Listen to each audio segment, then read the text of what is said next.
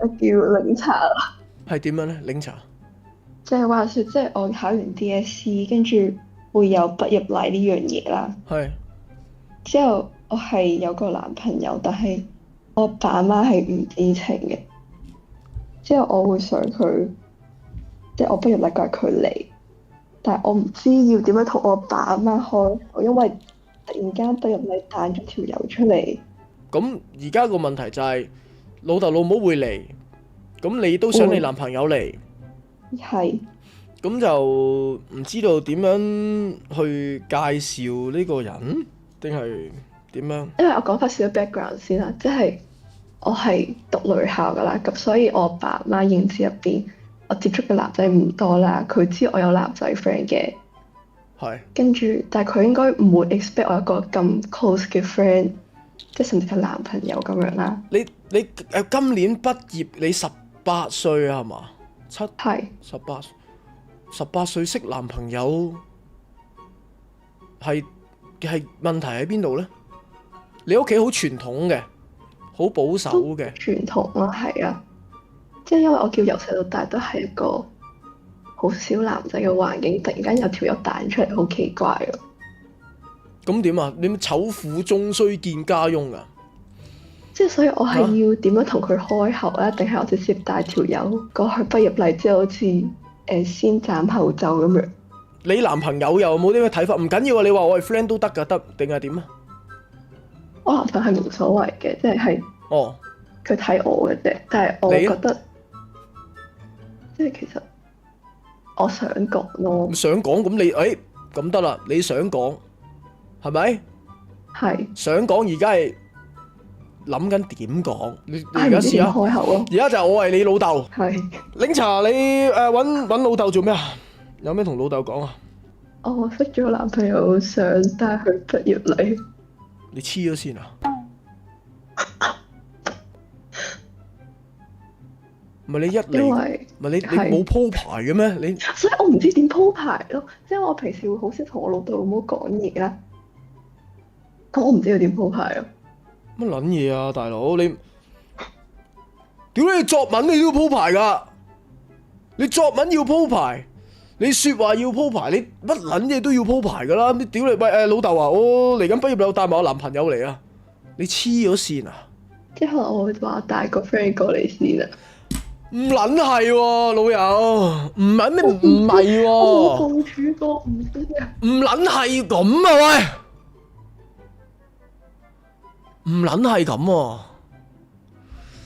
即係首先第一樣嘢就係你會唔會講多少少呢個男仔係乜嘢先啊？你明唔明啊？即係其實你老豆咁，其實有啲嘢想同你講。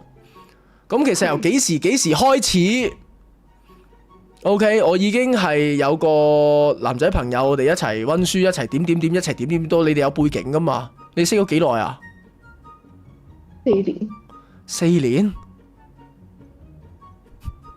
即係我爸媽係知有呢個人出現，但係佢唔知係男定女咁樣咯。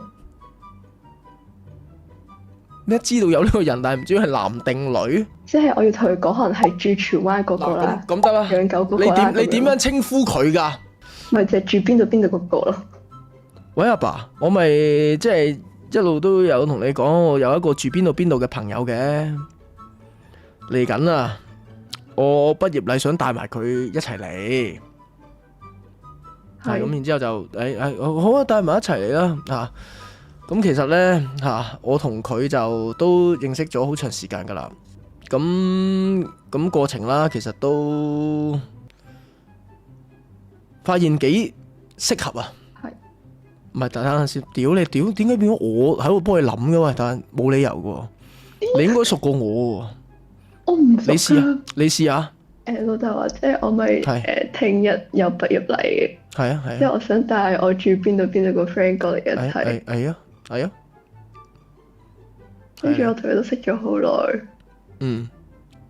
我想介紹佢俾你識。係啊，跟住咧。即係點？其實我唔使。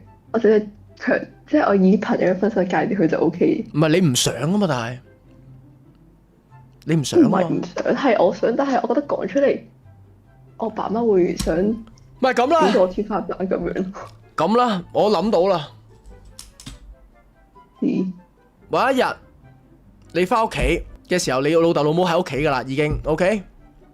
開門，係打開兩隻手衝入嚟，阿爸阿媽我拍拖啦，咁樣得啦，就咁啦，嚇認真咩？唔使搞咁多啊，就咁啦。阿爸阿媽我拍拖啦，衝入去啊，之後攬住老母錫兩啖，就咁啊，太凝重唔好啊。開門，係打開兩隻手衝入嚟，打開兩隻手衝入嚟，打開兩隻手衝入嚟，阿爸阿媽我拍拖啦，就咁啊，好啦，係咁啊。好拜拜。喂，而家我拍拖，我要同老豆老母介紹，定係你啊，大佬乜撚嘢？我真係完全唔識講啊！黐撚線，18歲啦，18歲喺香港嘅法例下係一個有可以獨立嘅成年人啊！18歲啦，大佬，屌你18歲拍拖有幾閒啊？